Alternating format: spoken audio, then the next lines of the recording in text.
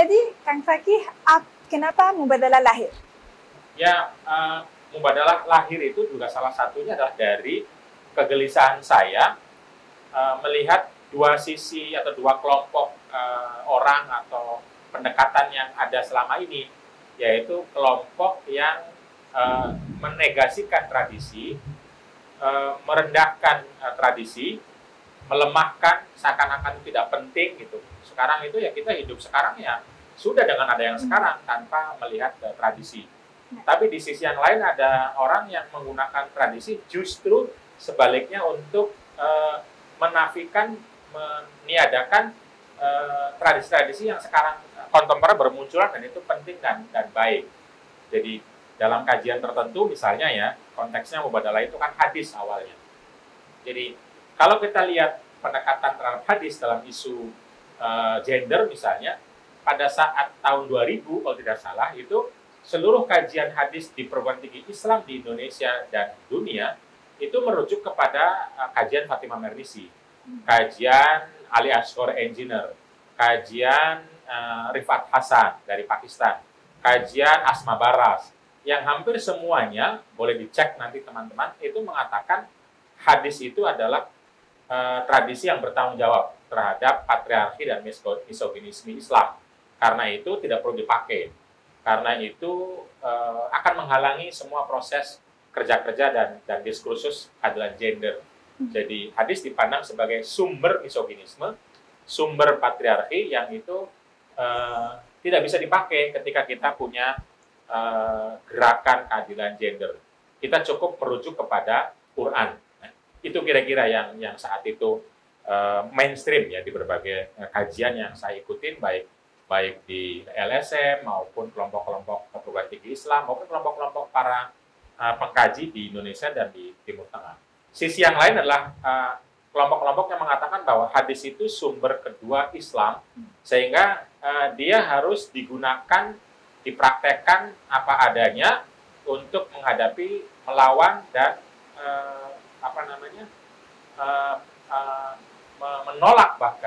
menolak isu-isu keadilan gender.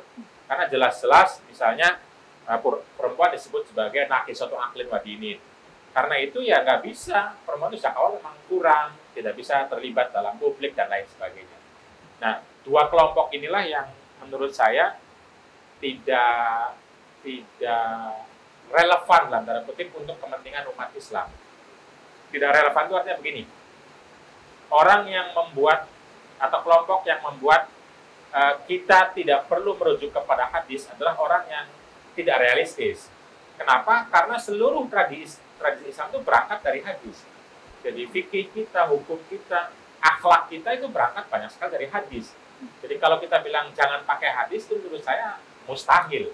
Dan semua umat Islam tiap hari lebih banyak hidup dengan hadis dibanding hidup dengan Quran. Karena dia tahu teladan Nabi dan lain sebagainya.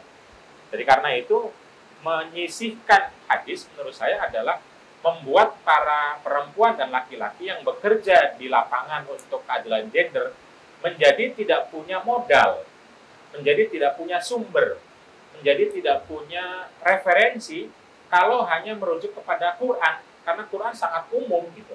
Satu.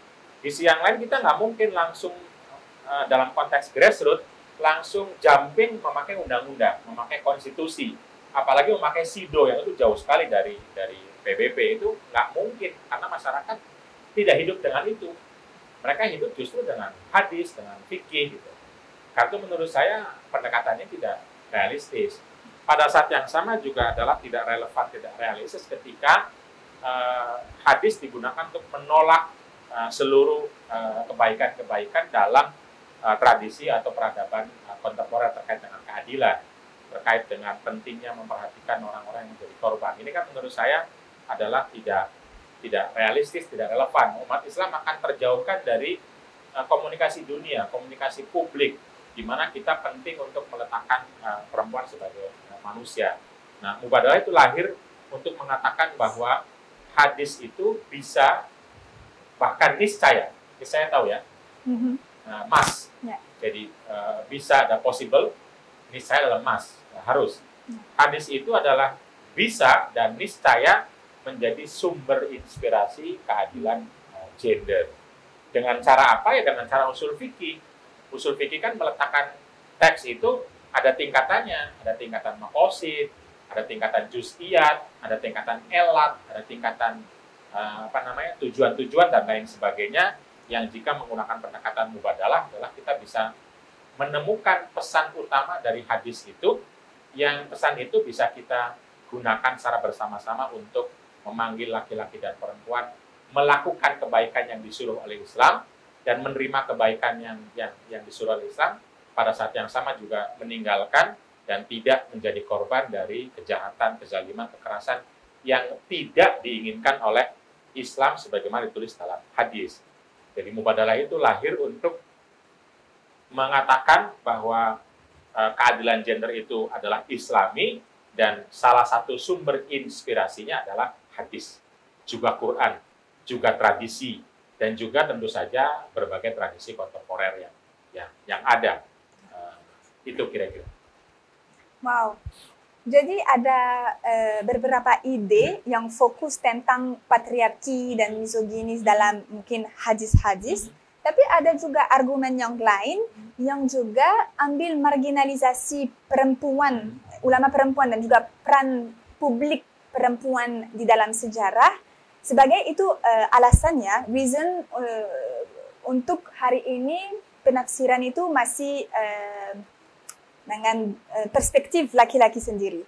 Menurut Kang Fakih, mungkin bisakah Anda jelaskan pendapat terkait alasan-alasan marginalisasi ulama perempuan sepanjang sejarah ini?